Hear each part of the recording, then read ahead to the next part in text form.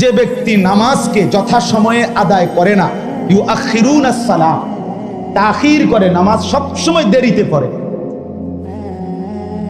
নামাজ সবসময় কখন পড়ে? দেরিতে পড়ে। আল্লাহ তাআলা বলছেন ওরা ওই সমাজের নিকৃষ্ট মানুষ।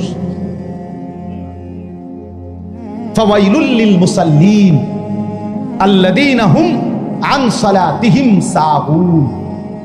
আল্লাহ তাআলা বলেন ওই নামাজীদের জন্য জাহান্নাম।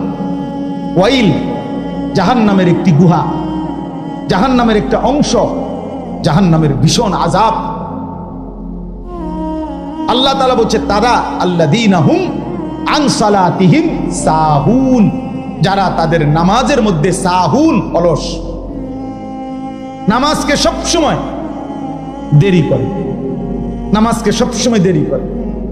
জোহরের আজান হইছে 1টা বাজে, এবারে জোহরের নামাজ পড়তে গেছে 4:15 বাজে, এখন 4:30 বাজে, ওটা নামাজ পড়ছে লুঙ্গি ডারে বইটা গামছা একটা কান্দে দিয়া রুকুসিতে 3-4টা মেরে দিল, এটা নামাজ পড়লেন। কিন্তু করতাম হুজুর সময় কুলাইতারে।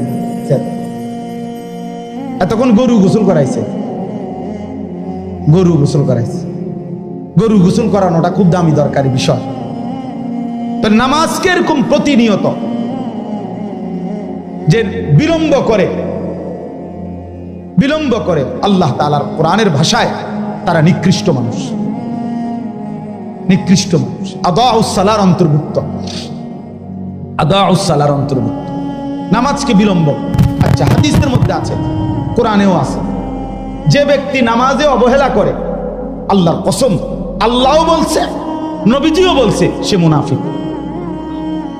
ইন্নাল মুনাফিকিনা ইউখাদিউনা আল্লাহ ওয়া হুয়া খাদিউহুম ওয়া ইযা কামু ইলাস সালাতি কামু কুসালা। কোরআন শরীফে আল্লাহ মুনাফিকের 1 নম্বর পরিচয় বলছে, মুনাফিক সে যে নামাজ পড়ে অলস হয়। নামাজ পড়ে কিভাবে? তাহলে নামাজ যে পড়ে না তার ব্যাপারে বলে নাই, কথা বলেন না কেন? তারে মুনাফিকও বলে নাই। তুই কোনো মানুষে না বেটা, তুই কোনো কাতারে নাই, তোর কোনো আলোচনাই নাই। আলোচনা ওই ব্যক্তিরে যে নামাজ পড়ে অলস ভাবে।